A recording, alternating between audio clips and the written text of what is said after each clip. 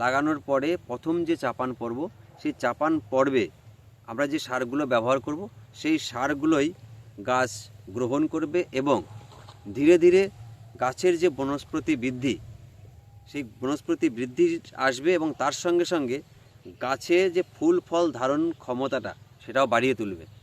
এবং এই সময়তেই পৌষ মাসের প্রথম থেকে কুয়াশা পড়ে, সেই কুয়াশাতেও কিন্তু গাছগুলো বেশ সমস্যায় অর্থাৎ রোগের আক্রান্ত হয়ে থাকে। তো আমাদের এই সময় বিভিন্ন প্রকারের যে সমস্যাগুলো আসে সেটা থেকে মুক্ত পেতে একদিকে আমরা যেমন চাপান হিসাবে সার ব্যবহার করব, তার সঙ্গে কিন্তু আমাদের স্প্রেগুলোও করতে হবে। তো এই আজকের পর্বে চাপান পর্বে আমরা কোন কোন সার ব্যবহার করব, আমাদের গাছের যেমন বৃদ্ধি আসবে, যেমন ফল ধারণ ক্ষমতা বাড়বে, তার সঙ্গে সঙ্গে গাছের বিভিন্ন প্রকারের যে রোগ, সেই রোগের প্রাদুর্ভাব থেকেও রক্ষা পাবে। আমার যে পেছনে যে বেগুনের জমি রয়েছে, এই বেগুনের জমিতে এখানে 10 কাঠা জমি আছে। তো এই 10 কাঠায় আমরা কোন কোন সার কী পরিমাণে ব্যবহার করব, সেই সমস্ত বিষয় এক এক করে তুলে ধরব আজকের ভিডিওতে। আমি অমৃত, আমার ইউটিউব চ্যানেল কৃষি সমগ্র আপনাদের প্রত্যেককে স্বাগত জানাই। বেগুন গাছগুলো একবার লক্ষ্য করুন, কোনো প্রকারের কিন্তু সমস্যা নেই, আর কোনো প্রকারের মানে রোগ বালাইও কিন্তু দেখা দিচ্ছে না। গাছ সুন্দরভাবে তরতরিয়ে বেরিয়ে উঠছে এবং তার সঙ্গে সঙ্গে গাছে দেখুন ফুল ফল অর্থাৎ ফুলও ধারণ করতে শুরু করে দিয়েছে। তো আমাদের এই জমিতে আমরা কিছুদিন আগেই চাপান দিয়ে তারপরে জলসেচ ব্যবস্থাপনা রেখেছি। তাহলে চাপানে যে সারটি ব্যবহার করেছি জমিতে, সরিষার খোল, আপনারা নিম খোলও ব্যবহার করতে পারেন। আমি গত সিজনে যে খোলটা ব্যবহার করেছিলাম সেটা হচ্ছে নিম খোল। দেখুন খোলের বিভিন্ন গুণ রয়েছে। একদিকে যেমন এনপিকে অর্থাৎ নাইট্রোজেন, ফসফরাস এবং পটাশ রয়েছে যে উপাদানগুলো, তার সঙ্গেও কিন্তু মাইক্রো নিউট্রিয়েন্ট হিসাবে বোরন রয়েছে এবং জিঙ্ক রয়েছে। এছাড়াও বিভিন্ন ধরনের উপাদান, একটা গাছ তৈরি হতে যে সমস্ত উপাদানগুলো প্রয়োজন, সেই সমস্ত উপাদানই খোলের মধ্যে কিছু পরিমাণে থেকে থাকে। তার মধ্যে যেটা বলছিলাম, এনপিকে যে উপাদানগুলো রয়েছে নাইট্রোজেন, ফসফরাস এবং পটাশ, তার সঙ্গে জিঙ্ক এবং বোরন, এটার মাত্রা একটু বেশি থাকে।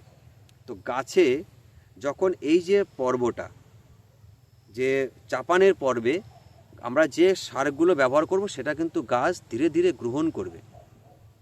তাই আমরা এই সময় খোল ব্যবহার করব এই জন্যই, যেমন খোলের মধ্যে নাইট্রোজেনের যেমন পাচ্ছি আমরা, তার সঙ্গে কিন্তু আমরা ফসফরাস পাচ্ছি। নাইট্রোজেন কি করছে, খাদ্য তৈরির যে প্রক্রিয়া, যেমন গাছের সবুজ পাতা রাখবে, ক্লোরোফিল তৈরি হবে, সূর্যালোকের উপস্থিতিতে খুব সহজেই খাবার তৈরি করে নিতে পারবে, মানে খুব সহজেই সে খাবার তৈরি করে নিতে পারবে।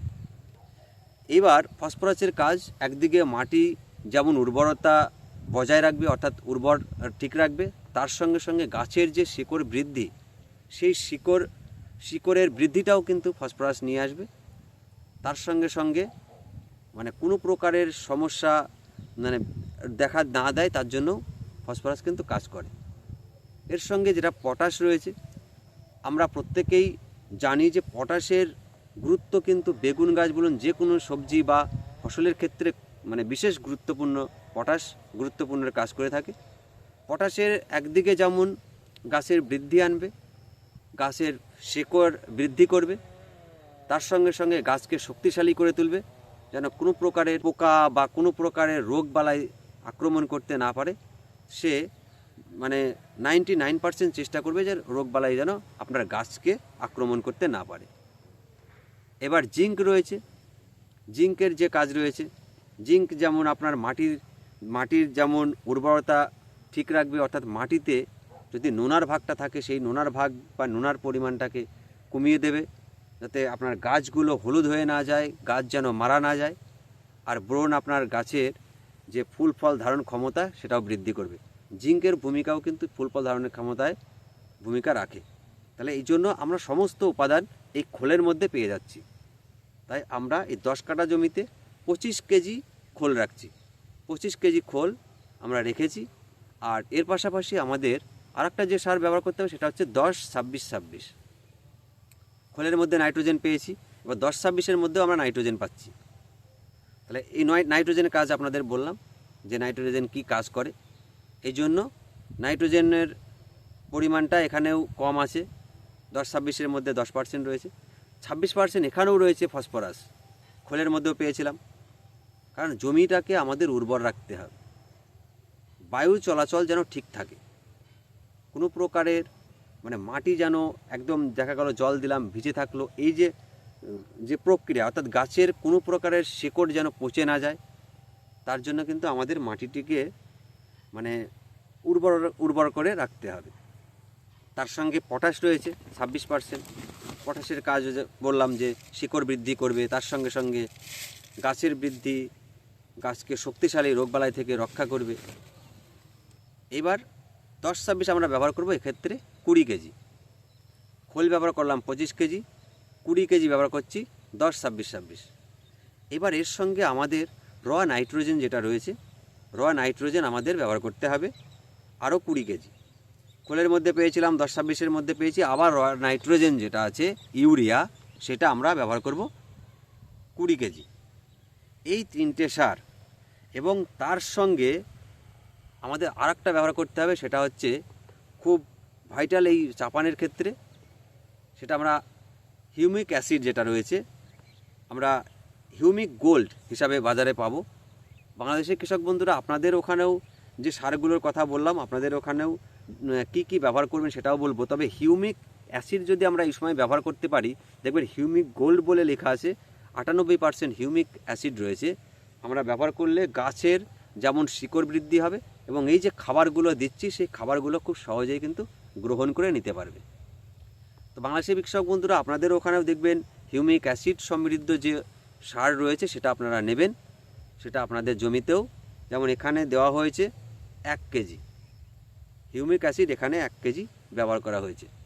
এই যে 4টে সার একসঙ্গে সুন্দর করে মিশিয়ে তারপরে আমরা গাছের 2 সাইডে ফেলে দিচ্ছি, আপনারা রিং করেও দিতে পারেন, দিয়ে তারপরে জলসেচ ব্যবস্থাপনা রাখবেন। বাংলাদেশের কৃষক বন্ধুরা, আপনাদের এই যে 10-26-26-এর তো আপনারা পাবেন না, তাহলে 10-26-26 এটা কিন্তু আপনারা তৈরি করে নেবেন। তাহলে সেক্ষেত্রে আমরা কি করব, টিএসপি নেব 12 কেজি, টিএসপি সার 12 কেজি, এমওপি নেব আমরা 9 কেজি এবং তার সঙ্গে ইউরিয়া নেব 4 কেজি। এই যে অনুপাতটার কথা বললাম, এইভাবে আমরা নিয়ে তারপরে আমাদের ভারতবর্ষে যেমন 10-26-26 পাওয়া যায়, আপনারা এটাকে তৈরি করে নিলেন। এবার এই যে 10-26-26 এখানে কিন্তু বলেছি ক কেজি দেওয়া হয়েছে, 20 কেজি। তাই 10-26-26 কিন্তু এই যে পরিমাণটা বললাম সেটা 20 কেজি নিলেন। এবার কিন্তু আপনাদেরকে ইউরিয়া আবার আলাদা করে কিন্তু নিতে হবে। তাহলে ইউরিয়ার পরিমাণ 20 কেজি নেওয়া হচ্ছে, আপনারা ওখানে 20 কেজি ইউরিয়া নিলেন সঙ্গে। এই যে সারটার কথা বললাম, এই সারগুলো নিলেন। তার সঙ্গে খোল যেটা রয়েছে, খোলও আপনারা 25 কেজি খোল আপনারা নেবেন, যেটা আপনারা নিম খোল যদি না পান তাহলে নিজের ঘরের যদি সর্ষের খোল থাকে বা কিনতে পাওয়া যায় সেই সর্ষের খোল আপনারা নেবেন 25 কেজি। তাহলে একদিকে আমরা 10-26 তৈরি করে নিলাম, সেটা কিন্তু আলাদা গেল। দেখুন ওই জায়গায় কিন্তু আমরা 4 কেজি ইউরিয়া নিয়েছি, আমরা কিন্তু এক্সট্রা এদিকে আবার 20 কেজি ইউরিয়া র নাইট্রোজেন সেটা কিন্তু নিচ্ছি। তাহলে আপনাদের ওখানে 24 কেজি কিন্তু ইউরিয়া নিতে হবে, যেহেতু আপনারা 10-26 তৈরি করে নিচ্ছেন। তো এই যে অনুপাতগুলো সেইভাবে আপনারা তৈরি করে নেবেন। এবার এর সঙ্গে হিউমিক অ্যাসিড যেটা রয়েছে, বাংলাদেশের কৃষক বন্ধুরা, আপনাদের ওখানেও দেখবেন যে কোনো কোম্পানির হিউমিক অ্যাসিড 98% যেটা রয়েছে হিউমিক অ্যাসিড, সেই হিউমিক অ্যাসিডটা আপনারা গ্রহণ করবেন। যেমন এদেশে আমরা বলছিলাম যে হিউমিক গোল্ড বলে যেটা আছে সেটা পাওয়া যায়, তো বাংলাদেশের কৃষক বন্ধুরা আপনাদের ওখানেও দেখবেন হিউমিক অ্যাসিড সমৃদ্ধ যে সারটি রয়েছে সেটা আপনারা গ্রহণ করবেন। সেটা আপনাদের ওখানেও 1 কেজি আপনারা ব্যবহার করুন। তাহলে গাছের যে বৃদ্ধি যেমন আসবে তেমনি কিন্তু ফুল ফল আসবে, আর সর্বাধিক যেটা বলতে পারি যে ফল ধারণ ক্ষমতা কিন্তু গাছের অধিক পরিমাণে আসবে। আর একটা জিনিস বলার ছিল, সেটা হচ্ছে যে এই মুহূর্তে কিন্তু চারিদিকে প্রচণ্ড কুয়াশা, অর্থাৎ মেঘলা মেঘলা আবহাওয়া। তো এই কুয়াশাতে ফসলের বিশেষ করে আমরা যে পেঁয়াজ রসুন চাষ করেছি বা সবজি চাষের ক্ষেত্রে বিশেষ ক্ষতি আসে। সেই ক্ষতি থেকে রক্ষা, অর্থাৎ এই কুয়াশা থেকে রক্ষা করতে গেলে আমাদের বিভিন্ন প্রকারের ছত্রাকনাশক বা ব্যাকটেরিয়ানাশক বা এই যে পোকার যে ওষুধগুলো সেগুলো আমাদের ব্যবহার করতে হবে। তো আমরা পরবর্তীতে কোন কোন ওষুধ ব্যবহার করব সেগুলো আপনাদেরকে তুলে ধরবো, যে আমরা এই ছত্রাকনাশক হিসাবে কোন ওষুধ ব্যবহার করছি আমাদের বেগুন জমি বা অন্যান্য জমির ক্ষেত্রে। তো এটাই ছিল আপনাদের মাঝে তুলে ধরা যে চাপান হিসাবে আপনারা কোন সার কি ব্যবহার করব।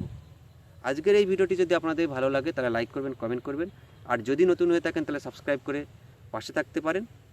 আর যদি ভিডিওটি আপনাদের ভালো লেগে থাকে, অন্য বন্ধুর যদি উপকারে আসে, তাহলে ভিডিওটিকে আপনারা শেয়ার করে দিতে পারেন।